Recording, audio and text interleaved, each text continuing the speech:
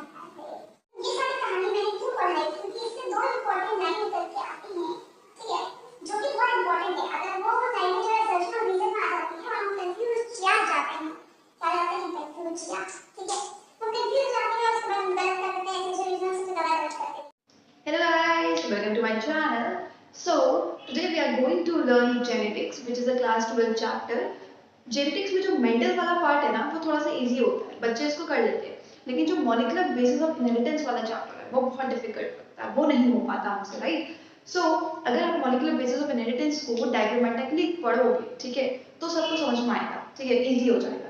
लेकिन अगर उसको क्रैम करने की कोशिश करोगे तो फिर वो डिफिकल्ट ही रहेगा, राइट। सो इस वीडियो में अगर ये पूरा का पूरा चैप्टर मैं पढ़ाऊंगी तो उसमें हम सारी चीज़ें डायग्रामेटिकली पढ़ेंगे, इससे हमें सब कुछ यहाँ पर फिट हो जाए, right. So let's get started. Okay, तो हम जेनेटिक्स स्टार्ट कर रहे हैं। तो जेनेटिक्स में क्या आता है, जीन आता है।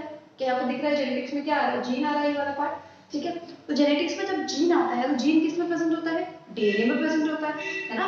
और डीएनए किससे मिलकर बना होता है, न्यूक्लिक एसिड से मिलकर बना होता है। तो हम जो चैप्टर को स्टार्ट कर रहे हैं तो न्यूक्लिक एसिड से स्टार्ट करते हैं, ठीक है। तो हम चैप्टर स्टार्ट करेंगे कि structure of nucleic acid, nucleic acid का स्ट्रक्चर क्या है, ठीक है। उसमें हम क्या पढ़ेंगे, सबसे पहले कि उसमें डीएनए का स्ट्रक्चर क्या है, ठीक है। उसके बाद करेंगे टाइप ऑफ न्यूक्लिक एसिड कि कितने टाइप्स के न्यूक्लिक एसिड होते हैं। देन वी विल लर्न कि डिस्कवरी ऑफ डीएनए, डीएनए किसने डिस्कवर करा था, very important. And then we will learn central dogma. वैसे तो इस चैप्टर में सब भी इंपॉर्टेंट है, ठीक है, बहुत ही अच्छा चैप्टर है ये, लेकिन still discovery of DNA, scientist का नाम और साइंटिस्ट का नाम नीट वाले ऐसे क्यों रहता है, राइट। क्यों नहीं पता, एक जो याद नहीं रहता, कोई बात नहीं। ओके,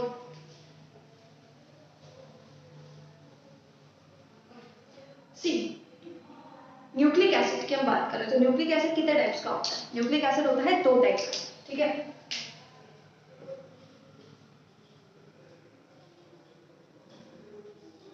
न्यूक्लिक एसिड कितने टाइप्स का होता है, दो टाइप्स का होता है। कौन कौन से होते हैं, आरएनए एंड डीएनए।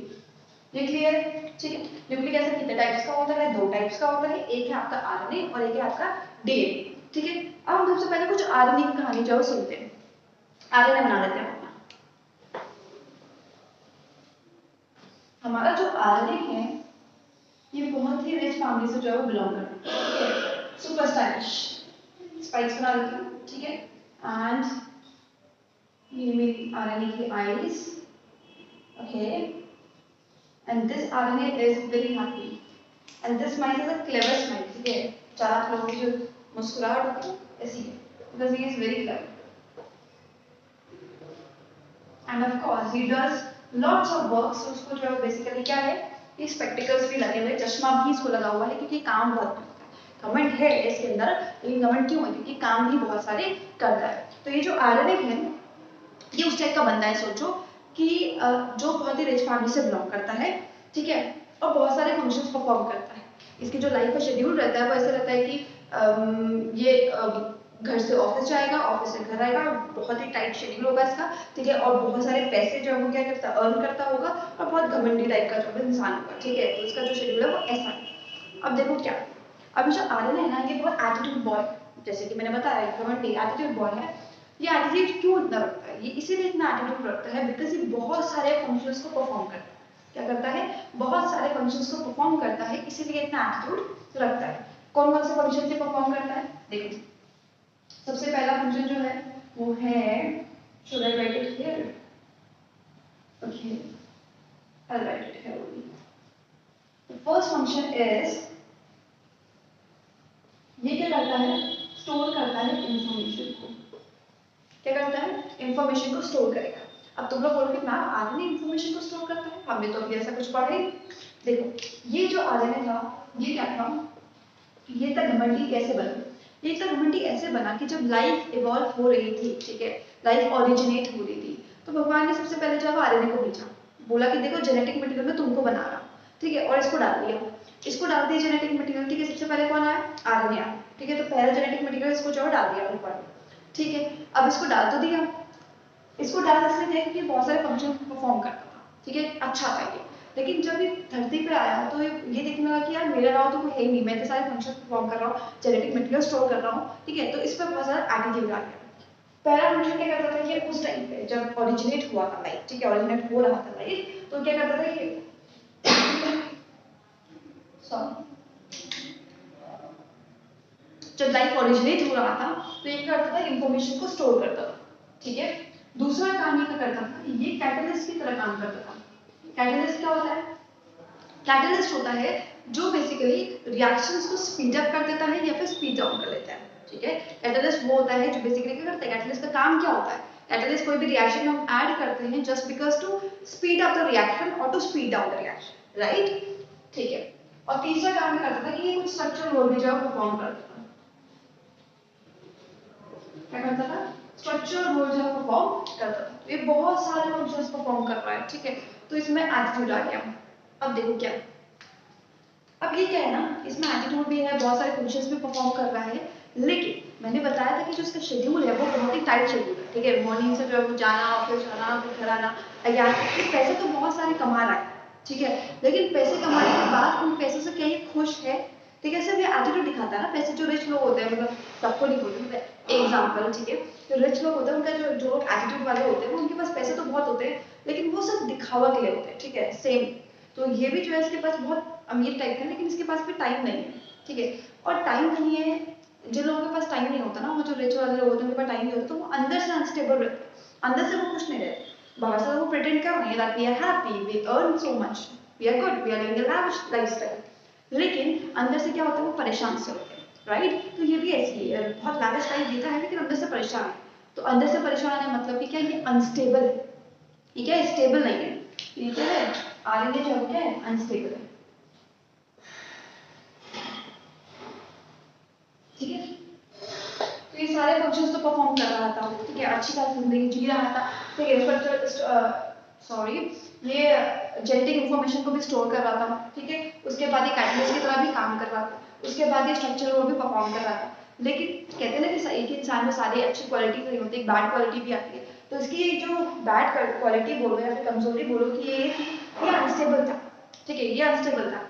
अब भगवान ने बोला कि यार मैंने जेनेटिक मटेरियल तो इसको बना दिया है, ठीक है, ये जेनेटिक मटेरियल है, लेकिन जेनेटिक मटेरियल अनस्टेबल हुआ तो फिर कैसे काम चलेगा, बिकॉज जेनेटिक मटेरियल आपके ऑफस्प्रिंग में पास होता है एंड जाते जाते रहता है, मतलब ऑफस्प्रिंग्स में जाता रहता है। तो भाई ये अनस्टेबल है तो ये कैसे काम करेगा, ठीक है। क्या मतलब जो ऑफरिंग होते जाएंगे वो और भी खराब होते जाएंगे, तो ऐसा तो नहीं है ना मुझसे, ठीक है, हर चीज भगवान हर चीज बेटर ही बनाता है। तो उसने क्या करा, उसने बोला कि देखो भैया तुमसे ये चीज तो छीननी पड़ेगी, इंफॉर्मेशन वाली चीज तुमसे छीननी पड़ेगी और रिस्पॉन्सिबल इंसान को देनी पड़ेगी।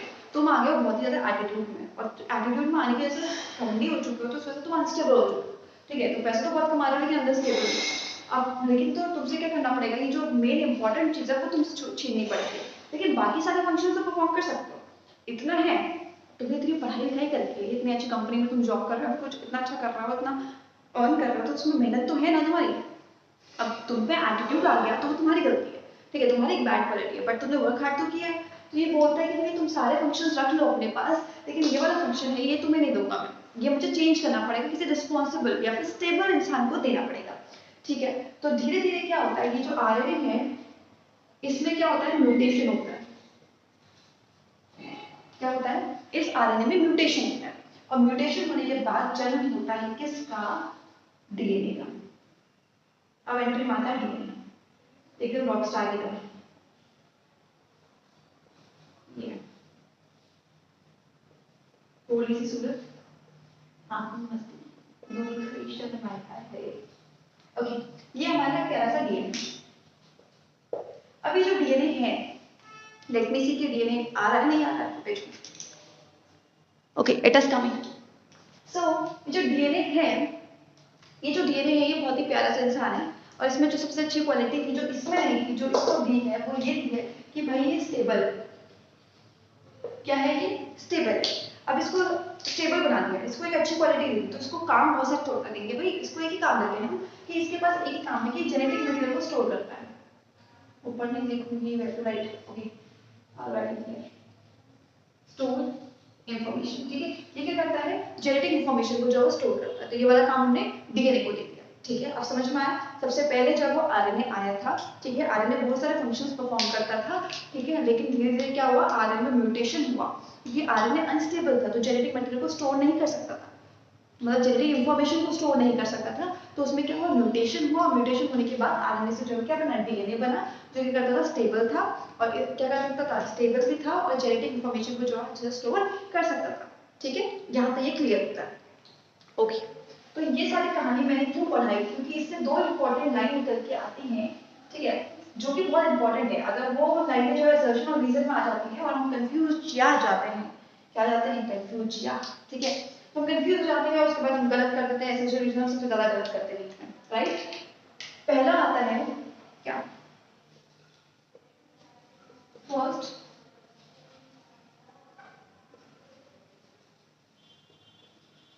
जेनेटिक मटेरियल, ठीक है, एक स्टेटमेंट आता है कि फर्स्ट जेनेटिक मटेरियल कौन सा है।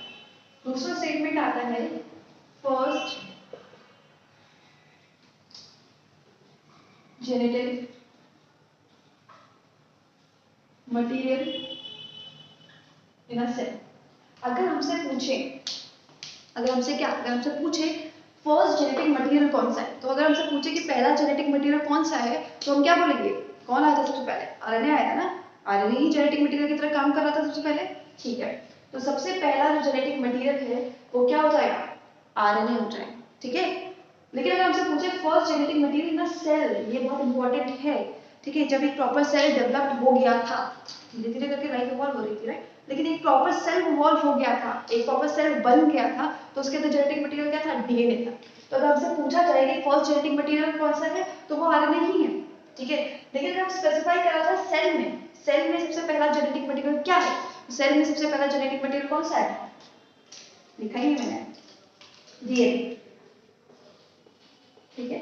अगर आपसे पूछा जाए कि सेल में पहला जेनेटिक मटेरियल क्या है, तो वो डीएनए है। First genetic material in the cell that is DNA, first genetic material that is RNA. Okay, okay.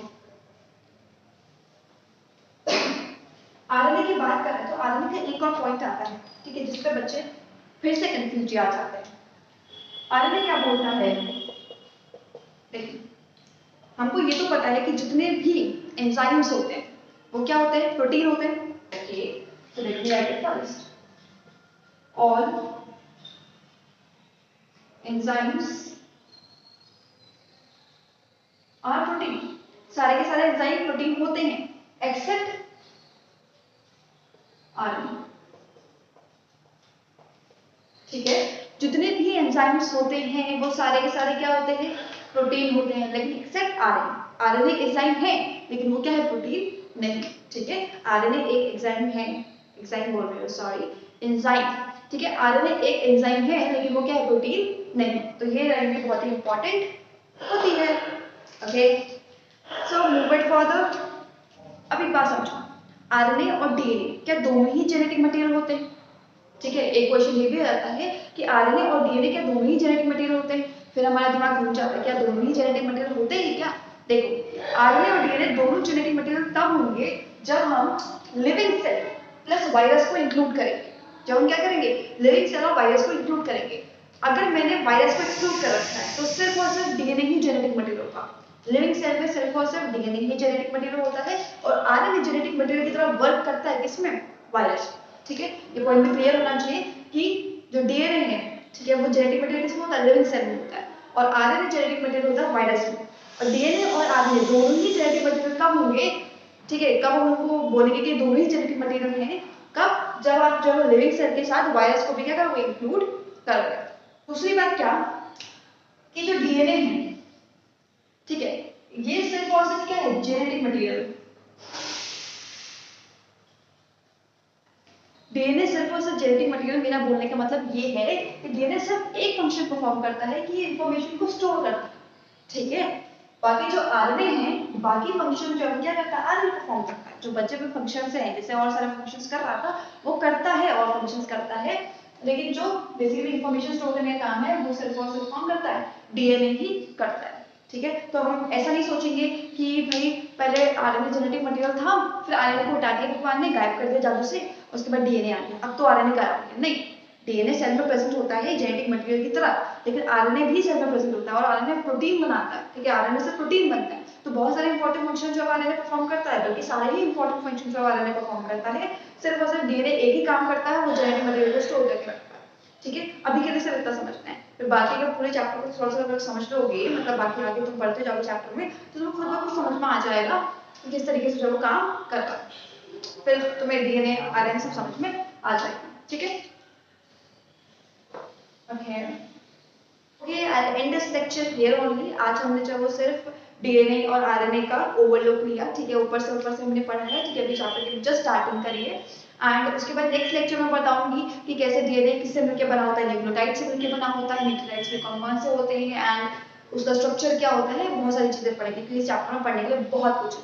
अगर इस चैप्टर को थोड़ा सा डायग्रामेटिकली पढ़ेंगे ना तो हम आराम समझ पाएंगे, लेकिन अगर डायग्रामेटिकली नहीं पढ़ेंगे तो दिमाग में इसका कचरा हो जाएगा, उसके बाद हम सब भूल जाने वाले हैं। ठीक है, अगर हम उसे प्लान करेंगे या फिर जबरदस्ती पढ़ने की कोशिश करेंगे, जबरदस्ती नहीं करनी है, प्यार से बुलाना आपके पास, राइट। ठीक है, ये हमने यहाँ पर खत्म करा है। अगर आपको ये वीडियो पसंद आई हो तो please do like and subscribe, अगर पसंद आई हो तो, ठीक है, अगर अच्छी लगी हो तो आप इतना कर सकते हो, सब्सक्राइब कर सकते हो, लाइक कर सकते हो, और ज्यादा ही अच्छी लगी हो तो कमेंट भी कर सकते हो, प्रॉब्लम नहीं है। Okay, bye bye.